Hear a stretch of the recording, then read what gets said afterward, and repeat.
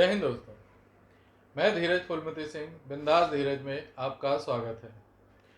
दोस्तों, भारतीय समाज की बात करूं या भारत के संस्कृति या परंपरा ये हो, उस सब में नहीं जाना चाहता। मगर अगर मैं भारत की बात करूं तो भारतीय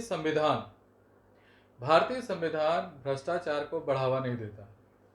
ये उसको गैर कानूनी मानता है, अपराध मानता है, उसके लिए सजा मुकर्रर है। मगर जब मैं भारतीय समाज की बात करता हूँ तो भारतीय समाज अलिखित रूप से भ्रष्टाचार को बढ़ावा देता है, भ्रष्टाचार का समर्थन करता है, भ्रष्टाचार को छुपाता है और उसको सपोर्ट करता है। आप जाने अनजाने, अगर आप जानते होंगे तो आपको पता होगा कि भारत में, छोड़िए, आप ये मुझे बताइए, हम सरकारी नौकरी क्यों करते हैं। चलिए, आप जब तक सोचिए तब तक मैं आपसे एक दरख्वास्त कर लेता हूँ कि वीडियो को पूरा देखिएगा। अगर अच्छा लगे तो अपने दोस्तों को शेयर भी कीजिएगा और लाइक भी कर लीजिएगा। एक और बात, आप अगर अपनी राय देना चाहें तो कमेंट के द्वारा आप अपनी राय दे सकते हैं। आप वीडियो पर कमेंट करना जरूर कीजिएगा। कारण क्या है कि आपके कमेंट से ही मुझे पता चलता है कि मैं अपना वीडियो सही विषय पे बना रहा हूँ कि नहीं, या मुझे क्या अपने आप में बदलाव लाना है, मेरे वीडियो में क्या बदलाव चाहिए, या मुझे अपने विकास को कैसे आगे बढ़ाना है। आपको अगर कोई और सब्जेक्ट लगता है कि इस विषय पर भी मुझे बोलना चाहिए तो कृपया कमेंट करके मुझे जानकारी दीजिए।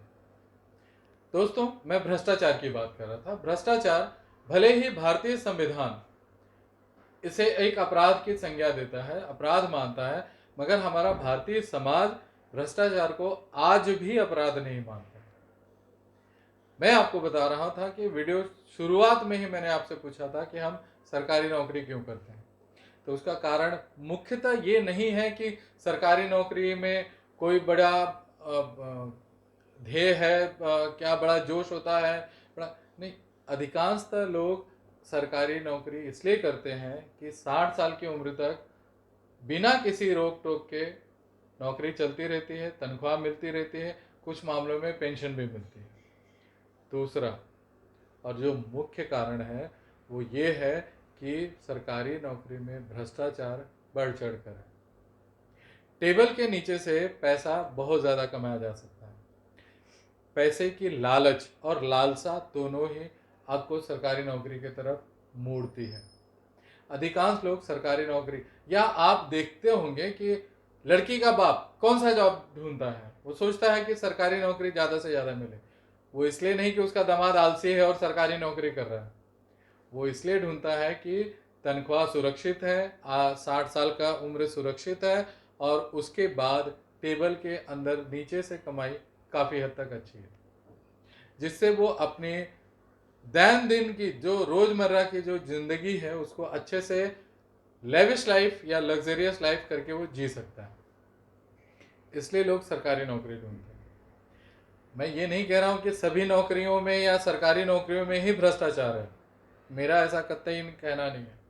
मगर मैं ये कह रहा हूँ कि सरकारी नौकरियों में दूसरे नौकरियों की अपेक्षा भ्रष्टाचार ज़्यादा है, ये ज़रूर कह रहा हूँ। मगर आप देखेंगे कि हर व्यवसाय में, हर नौकरी में या हर कामकाज में आपको भ्रष्टाचार सीधे तौर पे नहीं तो छुपे तौर पे दिखाई देगा, और जनता उस बात को विरोध भी नहीं करती है। उसको पता है कि जो हमारे यहाँ कमीशन की बात चलती है ना, ये काम करो तो इतना कमीशन, ये काम करो तो उतना कमीशन, मेरा भी रख लेना, ये क्या है? भ्रष्टाचार ही है ना। आप कोई काम किसी और से कराइए तो इनडायरेक्टली वो बोल देता है भाई मेरा रख लेना। क्या रख लेना? समझ में आ रहा है ना मेरी बात आपको? वो भ्रष्टाचार है। मेरा कमीशन रख लेना, एक्चुअली वो उसकी कीमत अगर 10 रुपये हो या 100 रुपये हो, तो वो एक उदाहरण के तौर पे बता रहा हूँ कि वो काम करने की कीमत या मूल्य 100 रुपये है तो वो 110 रुपया रखेगा। 10 रुपया वो रेफरेंस वाले को देता है।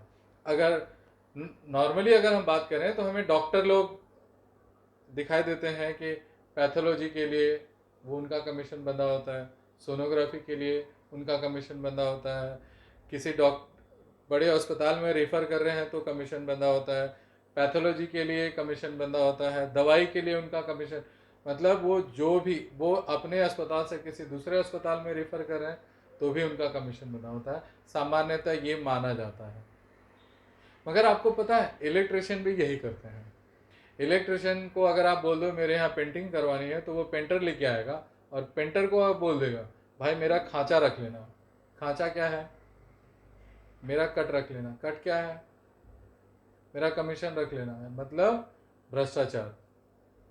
एक सादा पेंटर भी, या एक आपके यहाँ वॉचमैन भी आता है, धोबी भी आता है, कपड़ा धोने वाला भी आता है, इस्त्री करने वाला भी आता है, उसको अगर आप कोई काम बोल दें कि ये आप काम करके देना है तो वो भी यही करता है। हाँ, एक और भी बात ये थी, आप जिस भी पेशे का नाम लीजिए वहां आपको भ्रष्टाचार उपस्थित मिलेगा, वहां भ्रष्टाचार मौजूद होगा। वकील बात करिए, वहां भ्रष्टाचार है। सिंपल जेरोक्स वाला या कामगिर है वो भी भ्रष्टाचार है। इंजीनियर वो भी भ्रष्टाचार है। पुलिस में भ्रष्टाचार है। म्युनिसिपल कॉरपोरेशन भ्रष्टाचार है। नेता भ्रष्टाचारी है। मतलब आज भारत में ऐसा कोई भी पेशा या ऐसा कोई भी व्यवसाय नहीं है जहां भ्रष्टाचार नहीं है। कहीं ना कहीं से वो अपना कमीशन बांधे रहते हैं, अपना कमीशन कहीं ना कहीं से निकाल लेते हैं, और ये समाज में लोगों को पता भी है। आज जो दे रहा है कल जब उसके ऊपर आता है तो वो लेना भी जानता है। वो आज इसीलिए दे रहा है कि बच्चू आज तो मैं दे रहा हूं, कल तू मेरे पास आ, तब मैं तुझे देखूंगा और तब मैं बढ़िया से काटूंगा। ये उनके दिमाग में है, ये उनकी मानसिकता पहले से ही बनी है कि ले ले आज, कल आ जाना, कल मैं तुझे देखूंगा।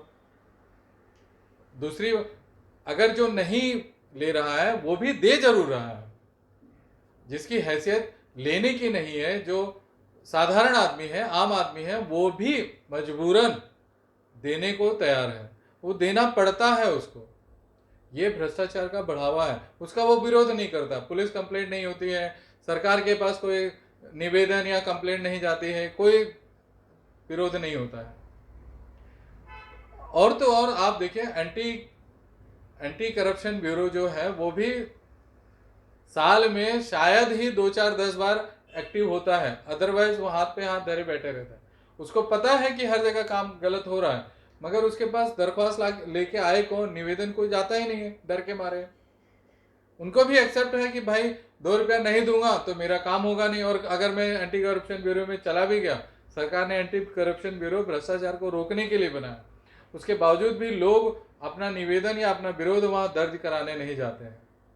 एक आध कहीं अगर कोई चला गया तो एंटी करप्शन ब्यूरो एक्टिव हो जाती है, उसको पकड़ भी लेती है, वो अपने फर्ज को अंजाम भी देती है।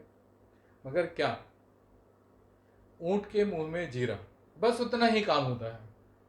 बहुत विशाल पर्वत है भ्रष्टाचार का, उसमें कहीं भी एंटी करप्शन ब्यूरो जो काम करती है ना, वो तलहटी में कहीं छोटा सा कण पकड़े हुए है। भारत सरकार द्वारा बनाई हुई सीबीआई संस्था या एंटी करप्शन ब्यूरो भी मजबूर है, लोग उसके पास जाते ही नहीं है कंप्लेंट लेके, क्योंकि उनको खुद मालूम है कि बिना भ्रष्टाचार किए, बिना कुछ घूस दिए उनका काम होगा नहीं। आज एक जाएगा, पकड़ा भी जाएगा, जो दूसरा आएगा वो भी साफ सुथरा नहीं होगा। हर पेशा, हर व्यवसाय, हर नौकरी, हर क्षेत्र आज भ्रष्टाचार के रंग में सराबोर है। उसका कोई विरोध भी नहीं होता है, समाज एक्सेप्ट भी करता है, और तो और कम से कम उसका लोग गाहे बगाहे देख, अरे बड़का साहब का तो बंगला है। बंगला कहाँ से आया? अरे बड़का साहब का तो वो फार्म हाउस है, इतना कमाते हैं, इतनी बड़ी गाड़ी है। आपने कभी सोचा एक साधारण सा कर्मचारी इतनी बड़ी गाड़ी में घूमता है, इतना ठाट बाट में रहता है, इतना बड़ा बंगले में रहता है, कहाँ से आता है? कहीं ना कहीं गड़बड़ है। मगर कोई विरोध करता है? कोई देखता भी है तो आंख बंद करके आगे निकल जाता है, या नजरअंदाज करके आगे निकल जाता है।